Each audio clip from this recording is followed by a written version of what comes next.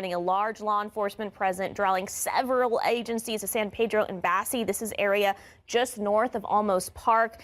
It still has the road closed this morning. New video tonight shows the very moment that federal agents raided a nightclub on the north side last weekend.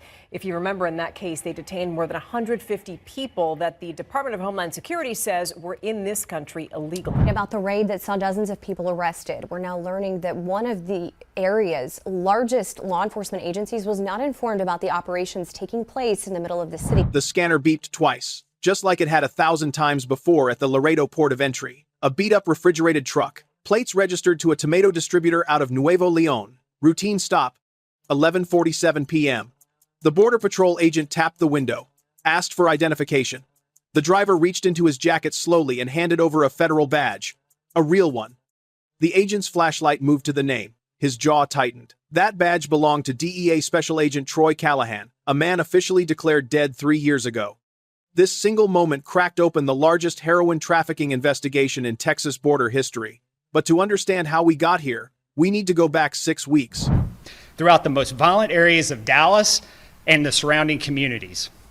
During this investigation, together we've already seized 25 firearms, numerous cash, cocaine, crack cocaine, methamphetamine, and fentanyl. 4:52 a.m. A joint FBI, DEA, and ICE task force had been hunting the Sinaloa Cartel's Texas logistics network for 14 months. 14 months of encrypted surveillance, ghost accounts, burned informants, and raids that somehow always hit empty buildings. The operation had a code name, Operation Iron Meridian. It had a budget of $34 million. It had 230 federal agents spread across 3 task forces from McAllen to Brownsville. And it had a problem nobody wanted to say out loud. Someone was talking. Every single time a raid was 48 hours out, the target went cold. Warehouses cleared, safe houses vacated, tunnels sealed. The Sinaloa Cartel wasn't just surviving the pressure, they were dancing through it. Here's what nobody knew yet. Who was feeding the cartel the raid schedules? What was actually moving through those refrigerated trucks? Why did one encrypted server keep generating a folder labeled simply Meridian List? And who exactly was Rafael El Cobra Navarro, and how deeply had he buried himself inside the American side of this border? Those answers were coming. But not the way anyone expected. Keep watching. The first break at 4:32 a.m. Fidential DEA source in Nuevo Laredo photographed a subterranean ventilation shaft disguised as a utility access point behind a commercial warehouse on the Mexican side of the border. FBI analysts cross-referenced the GPS coordinates with bore samples from a 2019 utility survey. What they found underground rewrote the entire investigation. Not a tunnel city. Running beneath the Rio Grande in 3 separate branches, each one wide enough for a motorized rail cart, power lines strung overhead. Cold storage units bolted to reinforced concrete walls at 40-meter intervals, temperature controlled to 55 degrees. The Sinaloa Cartel hadn't been moving heroin through checkpoints. They'd been moving it 3 stories underground at industrial scale. The refrigerated trucks were just the last 100 yards, and what they had been storing in those cold units. Analysts estimated 400 kilograms of pure black tar heroin cycling through per week. At street value, that's $2.3 million every single week, for at least 18 months. And what they found on the first sealed door inside that tunnel? Keep watching, because it gets much worse than drugs. 6 hours later. FBI Cyber Command, Quantico, Virginia. 2 analysts were staring at a server image pulled from a raided Laredo stash house, a server that had been behind a false wall inside a frozen beef locker. The encryption was military-grade AES 256. It took 11 hours to crack. When it opened, one of the analysts, a 29-year-old named Priya Okafor, said she called her supervisor and couldn't finish the sentence. On the screen was a directory. Inside that directory was a file labeled Meridian List. She had been tracking that file name for 8 months across ghost accounts and darknet handshakes. She had assumed it was a drug shipment manifest. It wasn't. The Meridian List was a personnel file, 14 months of internal FBI and DEA briefing schedules, exact times, exact locations, exact agent names, annotated with check marks for raids successfully avoided. Someone with direct access to federal law enforcement's Joint Task Force calendar had been feeding every single planned operation to Rafael El Cobra Navarro for over a year. Every raid that hit an empty warehouse, it's on this list. Priya's hands were shaking. She called her supervisor. She said 3 words, "We have a mole." The digital trail led to an encrypted messaging chain. And at the top of that chain, a name, Marcus Thorne, DHS Regional Intelligence Director for the Southwest Border Division. 12-year federal career, decorated, trusted. He had attended 14 of the 22 task force briefings where raid targets were subsequently tipped off. His personal financial records, subpoenaed under emergency order, showed $1.4 million deposited across 6 shell accounts in 18 months. The deposits always cleared 72 hours after a compromised raid. The evidence was airtight, but command made a decision. They didn't arrest him yet. They let him walk in the next morning. They let him attend the briefing for Operation Iron Meridian's final phase. And they fed him false coordinates. This time, the trap was set in reverse. Pause right there. Think about what just happened. The FBI used their own mole to deceive a cartel. Guess what El Cobra did with those false coordinates? The answer is 60 seconds away. 5:23 a.m. Joint Task Force Command Center, San Antonio. The digital board showed 43 red markers pulsing across the Texas border corridor, 1,200 federal agents, 60 SWAT teams, 18 Black Hawk helicopters, DEA tactical units and ICE strike teams moving simultaneously. The real target coordinates, not the ones fed to Thorne, activated all at once. FBI breach teams hit the tunnel entrance at 4:17 a.m. Flashbangs echoed underground like cannon fire in a canyon. Agents in tactical gear moved through 300 meters of concrete corridor in under 4 minutes. The cold storage units were still running. Inside them, 847 kilograms of heroin, already packaged in vacuum-sealed bricks marked with a Cobra emblem, $21.7 million at street value. The refrigerated trucks above ground, caught mid-route on Highway 83, yielded another 110 kilograms and $3.4 million in cash bundled in agricultural wrapping. Simultaneously, a Sinaloa safe house in McAllen was breached. 41 arrests, 47 military-grade assault rifles, 9 RPGs, and body armor marked with Texas State Trooper insignia.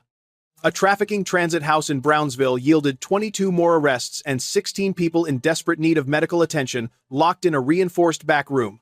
47 firearms total, 14 armored vehicles impounded, 89 arrests in total. The operation appeared complete. The numbers were historic. The press release was being drafted. But then analysts cracked the final server, the one buried deepest in the tunnel's northern branch. And what they found made the previous 14 months look like a warm-up. The false coordinates fed to Marcus Thorne had been passed to El Cobra exactly as planned, but El Cobra hadn't used them to escape. He'd used them to redirect a rival faction, a competing Sinaloa subcell operating out of Brownsville, directly into federal positions. The federal agents hadn't just raided the cartel. The cartel had deliberately engineered the raid to eliminate their own internal competition, using the United States government as the weapon. 17 of the 89 people arrested were members of a rival cell El Cobra had been at war with for 6 months. The drugs seized from the Brownsville house belonged to them. El Cobra had sacrificed a portion of his own network, the expendable part, to let federal agents do his dirty work. Rafael El Cobra Navarro was never in Texas. He watched it happen from a safe house in Culiacan, Mexico, and he walked away clean. This next part I need you to focus, because this is where it gets truly terrifying. The final server's files took 3 days to decrypt. What emerged was a corruption map that federal investigators described in internal memos as unlike anything previously documented on American soil. 23 local and state law enforcement officers across the Laredo-McAllen corridor on direct cartel payroll. 6 Border Patrol agents with falsified patrol route logs showing systematic relaxation of checkpoints during documented drug convoy windows. 4 magistrate-level court officials with records of dismissed narcotics cases correlated directly to Sinaloa-connected defendants. 11 state contractors whose logistics companies had transported narcotics under agricultural cargo permits. Monthly payments disguised as consulting fees. Raid schedules leaked 48 hours in advance. Evidence bags documented as tampered. Witnesses relocated, then quietly made inaccessible. Marcus Thorne was arrested on October 18th in a Washington, D.C. hotel lobby. He didn't resist. He asked for his lawyer and said nothing else. A deputy who had worked alongside his own sergeant for 9 years watched that sergeant walked out of a Laredo precinct in handcuffs that same morning. He sat outside on the steps for 40 minutes, alone, didn't say a word. This wasn't a few bad apples. This was a parallel system, a second force, one that answered to the cartel, not the Constitution. T-Network appeared dismantled. 89 in custody. Thorne indicted, the tunnel sealed and flooded, $21.7 million in heroin off the street. 3 federal agencies held a joint press conference. The language used was careful but proud, historic, unprecedented, dismantled. On the steps of the federal courthouse in San Antonio, a woman stood in the crowd holding a photograph. She wasn't a reporter. She wasn't an activist. She was a mother from McAllen whose 19-year-old son, Gabriel, had died 11 months earlier from a single fentanyl-laced heroin pill traced back to this exact distribution network. She held his photo in both hands at chest height. She didn't shout. She didn't cry. She just stood there, still, making sure someone saw him. In this state alone, 2,400 overdose deaths last year. 61% involved heroin or fentanyl from networks like this one. 89 victims were rescued from trafficking situations during this operation. Investigators believe over 200 more remain missing. The numbers are not statistics. They are people. They are Gabriel. They thought it was over. And it almost was. Or so they thought. Because when the final encrypted partition on the tunnel server was fully decoded 3 days after the press conference, analysts found something that had nothing to do with drugs. Buried beneath the cartel's financial architecture was a separate directory. Inside it, weapons manifests, personnel rosters, communications logs, not for cartel soldiers, for something else entirely. An unregistered private security force, 340 personnel, organized into 3 separate units, with documented embeds inside 3 Texas state police departments. Fake credentials, real weapons, real positions, operating for at least 2 years under the cover of contract law enforcement. They weren't dealing drugs, they were positioning, building institutional access, waiting. For what? Investigators are still working to determine. One FBI senior analyst described it in a classified memo as, and these are the words used, a shadow command structure with law enforcement access and zero federal oversight. The cartel hadn't just infiltrated the system. They had begun to build a replacement. And the discovery of Operation Iron Meridian may have only uncovered one branch of something far, far larger. This is not just a crime story. It is a blueprint. It happened here, along 1,254 miles of Texas border, in tunnels you will never see, in offices you would never suspect. Power doesn't always need violence. Sometimes it just needs patience, silence, and the right badge. If you made it this far, you're seeing what most people scroll past. Tap like so this story reaches more people. Comment expose if you want these investigations brought to light. Share this with someone who needs to understand how deep the network actually runs. But here is what we haven't told you yet. Those weapons found inside the private militia's inventory? The serial numbers were traced. They didn't originate in the United States.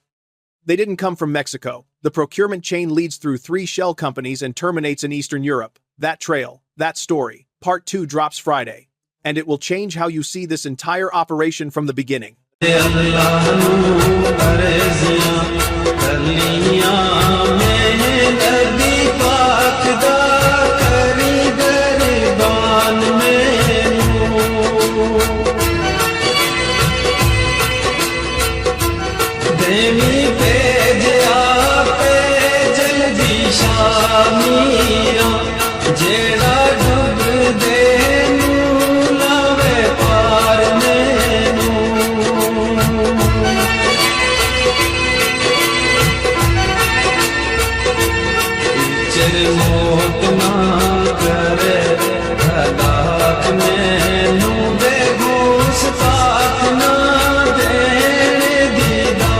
में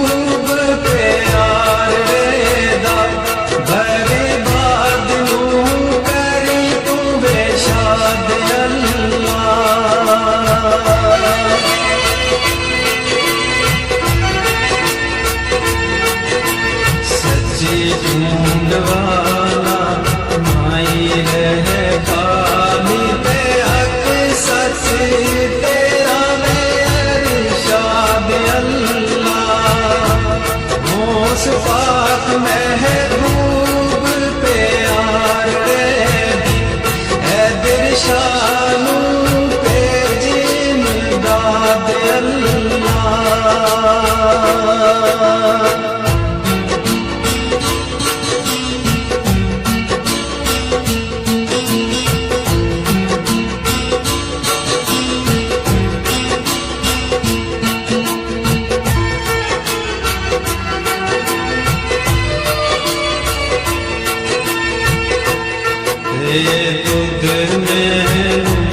मलकल मौत पे जीते जदू पीर दा देर दीदार रब्बा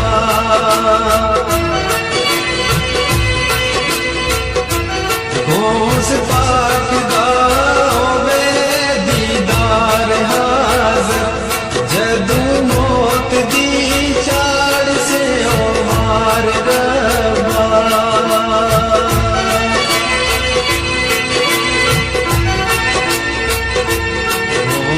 पाक महबूब दे आज उस दम मैनू कुछ नहीं और दरकार रब्बा हैदर शाह करी में सवाल पूरा दिन रात दी आल पुकार रब्बा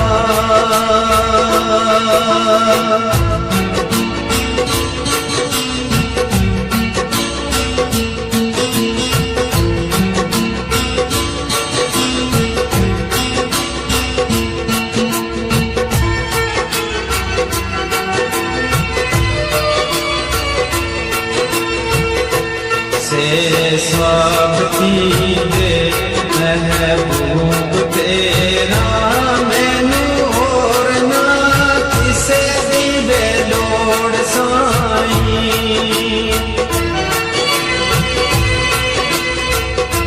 देवी मैन महबूब दा करा साइया देवी कुटिया बे किस्मता बे जोड़ साई